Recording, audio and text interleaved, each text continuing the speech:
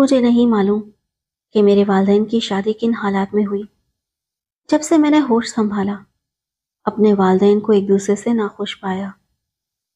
بچپن کی باتیں زیادہ یاد تو نہیں، لیکن جتنا یاد ہے اس کے مطابق میری ماں اکثر میرے باپ سے لڑتی رہتی تھی۔ میرے والد ایک پڑھے لکھے، خوبصورت اور نفیس انسان تھے، غالباً کسی کالج میں پروفیسر تھے، جبکہ میری ماں ایک جاہل اور بدصورت عورت تھی۔ پھر بھی والد صاحب کی کوشش ہوتی تھی کہ کسی طرح نباہ ہو جائے، جبکہ میری ماں ہر وقت میکے کو یاد کرتی رہتی تھی کہ وہیں سے بہت آزادی حاصل تھی۔ شاید یہی اس کی ناخوشی کی وجہ تھی کہ میرے والد جو ایک وفادار انسان تھے اس پر پابندیاں لگاتے تھے۔ میری والدہ بھی اپنے میکے نہیں گئی تھی اور نہ ہی وہاں سے کوئی ان سے ملنے آتا تھا۔ جب میں 13 سال کی ہوئی تو میری ماں نے میکے سے رابطہ کیا۔ ان کے کئی خطوط لکھنے پر ان کا ماموں ذات ملنے کے لیے آیا۔ اپنے ماموں کو دیکھ کر میں ایک لمحے کے لیے گھبرا گئی۔ وہ سیاہ رنگ کا، انتہائی موٹا اور بدحیت انسان تھا۔ چہرے پر ایک گہرے زخم کا نشان تھا اور بات چیت سے اس کا اجڑ پن نمایاں تھا۔ میری والدہ نے اس کا نام شاہین بتایا۔ والد کو اس کا آنا بہت ناگوار گزرا۔ وہ ناراض ہو کر گھر سے چلے گئے اور جاتے جاتے والدہ سے کہہ گئے کہ جب میں واپس آؤں تو یہ یہاں نظر نہ آئے۔ والد کے جاتے ہی میری والدہ نے اس کی آؤ بھگت شروع کر دی۔ شاہین بھی والدہ کو دیکھ کر بہت خوش تھا۔ دونوں کافی دیر تک باتیں کرتے رہے اور پھر جیسے وہ شخص اچانک آیا تھا ویسے ہی اچانک گھر سے چلا گیا۔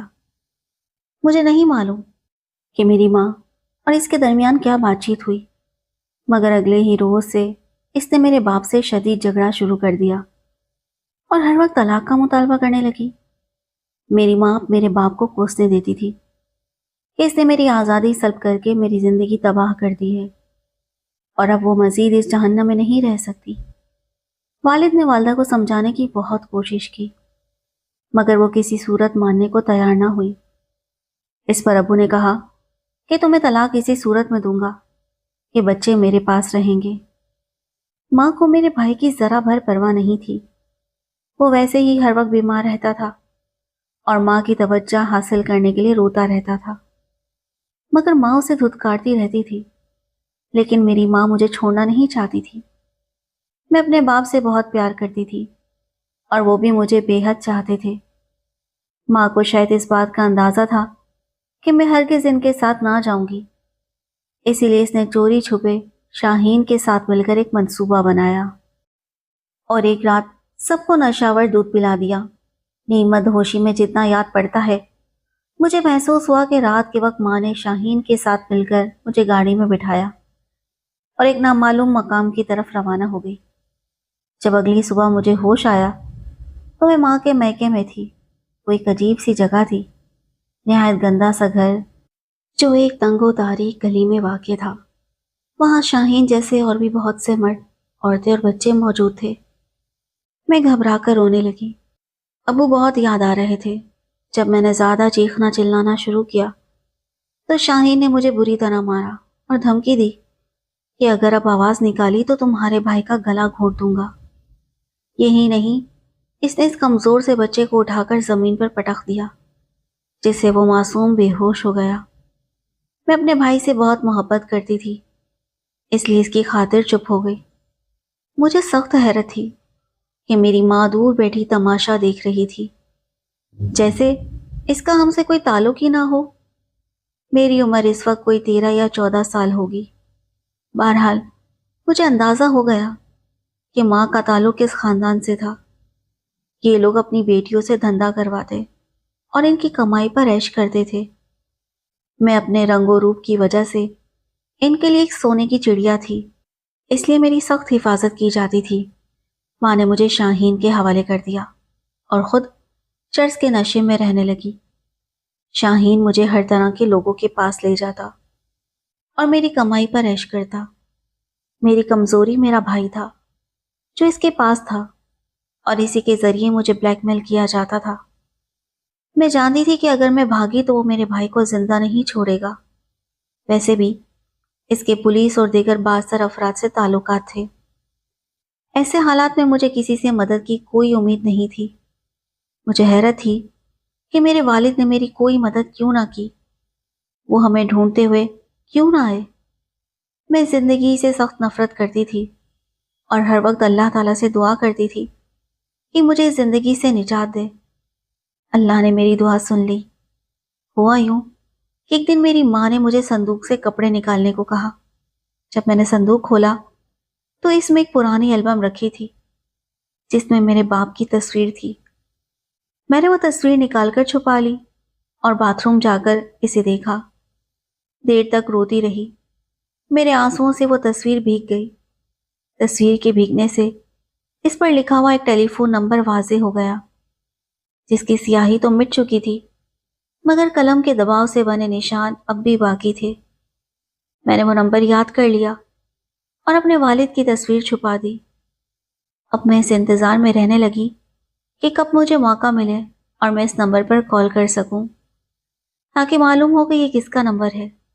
ایک دن مجھے موقع مل گیا۔ شاہین ایک بندے کو لے کر آیا۔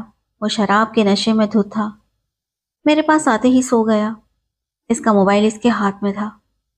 میں نے وہ نمبر ملایا تو دوسری طرف کسی بوڑھی خاتون نے کال ریسیو کی۔ میں نے اپنے باپ کا نام لے کر رونا شروع کر دیا۔ انہوں نے مجھ سے پوچھا، آپ جس کا نام لے رہی ہیں وہ آپ کے کون ہیں؟ میں نے بتایا کہ وہ میرے بابا ہیں۔ اتنے میں اس خاتون کی آواز بھر آ گئی اور انہوں نے ایک فون کسی آدمی کو دے دیا۔ اس آدمی نے بڑے پیار سے مجھ سے پوچھا، بیٹا آپ کہاں ہیں؟ مجھے جتنا پتا تھا میں نے اس جگہ کے بارے میں بتا دیا۔ اس نے ہدایت کی کہ یہ بات کسی کو معلوم نہ ہو کہ آپ کی ہم لوگوں سے کوئی بات ہوئی ہے۔ اس کے بعد فون بند ہو گیا۔ مجھے ڈر تھا کہ اگر صبح یہ بات شاہین کو معلوم ہو گئی تو کیا ہوگا۔ جو ہی صبح ہوئی میرے کمرے کا دروازہ زور زور سے بجنے لگا۔ میں گھبرا کر اٹھی اور دروازہ کھولا تو شاہین اور میری ماں کی گھبرائی ہوئی صورتیں نظر آئیں۔ انہوں نے مجھے جلدی سے پچھلے دروازے سے نکلنے کو کہا۔ جیسے ہی ہم پچھلے دروازے تک پہنچے تو گلی میں پولیس کی گاڑیاں نظر آئیں۔ ہم واپس پلٹے مگر بہت دیر ہو چکی تھی۔ پولیس کے سپاہی ہمارے سر پر پہنچ چکے تھے۔ انہوں نے فوراً شاہین اور میری ماں کو گرفتار کر لیا۔ ہمیں تھانے لے جایا گیا۔ وہاں ایک بزرگ خاتون اور ایک نہایت معروف شخصیت کے مالک شخص موجود تھے۔ ان کے چہرے سے مجھے اپنے بابا کی شباہت محسوس ہوئی۔ میں رونے لگی۔ بزرگ خاتون نے فوراً مجھے اپنے سینے سے لگا لیا اور دلاسا دیا۔ تھانے دار اور دیگر سرکاری حکام ان دونوں سے بہت مرغوب نظر آ رہے تھے۔ ہمیں فوراً ان کے حوالے کر دیا گیا۔ وہ لوگ ہمیں عالی شان حویلی میں لے آئے۔ حویلی کی دیواروں پر میرے بابا کی جوانی کی تصاویر آویزاں تھیں۔ باقی کہانی مجھے بعد میں میرے دادا اور دادی نے سنائی۔ پتہ چلا کہ میرے والد ایک نہایت امیر اور بااثر گھرانے کے فرد تھے۔ کسی وجہ سے ان کا اپنے والد سے جھگڑا ہو گیا تو انہوں نے وہ گھر چھوڑ دیا۔ وہ اتنے ضدی تھے کہ پھر کبھی واپس رابطہ نہ کیا۔ میرے دادا نے انہیں بہت تلاش کیا مگر کامیاب نہ ہو سکے۔ اسی دوران میرے والد نے میری ماں سے شادی کر لی اور شادی کے 1 سال بعد میری پیدائش ہو گئی۔ غالباً والد کو اپنی غلطی کا احساس ہو گیا تھا مگر میری وجہ سے وہ ماں کو نہیں چھوڑ سکتے تھے اور ماں کی وجہ سے اپنے خاندان میں واپس نہیں جا سکتے تھے۔ بہرحال ہم بہن بھائی کو اپنے دادا کے گھر امان مل گئی۔ دوران تفتیش شاہین اور میری ماں نے ایک دلخراش انکشاف کیا کہ اس رات جب مجھے اغوا کیا گیا تو دونوں نے مل کر میرے نیک سیرت بابا کا گلا گھونٹ دیا تھا۔ میرے دادا نے ان پر مقدمہ درج کروایا اور دونوں کو پھانسی کی سزا سنائی گئی۔ اس واقعے کو 10 سال بیت چکے ہیں۔ میری شادی اپنے بابا کے خاندان میں ہو گئی ہے اور میں اپنے شوہر اور بچوں کے ساتھ بہت خوش و خرم زندگی گزار رہی ہوں۔ میرے بھائی کو اعلیٰ تعلیم کے لیے امریکہ بھیج دیا گیا ہے۔ مجھے اپنی زندگی سے کوئی شکایت نہیں اور میں ہر وقت اپنے رب کا شکر ادا کرتی ہوں مگر ایک خلش اب بھی دل میں باقی ہے کہ میری ماں نے یہ سب کیوں کیا۔ میرے باپ کے ساتھ اسے کیا تکلیف تھی؟ ایک اچھے پیار کرنے والے شوہر کو چھوڑ کر برائی کی دلدل میں پھنسنے کی اتنی کشش کیوں تھی؟ اس نے اپنی اولاد کو بھی داؤ پر لگا دیا۔ شاید یہ سچ ہے کہ انسان اپنی فطرت کو نہیں بدل سکتا، اور جہاں کا خمیر ہوتا ہے وہیں اسے سکون ملتا ہے۔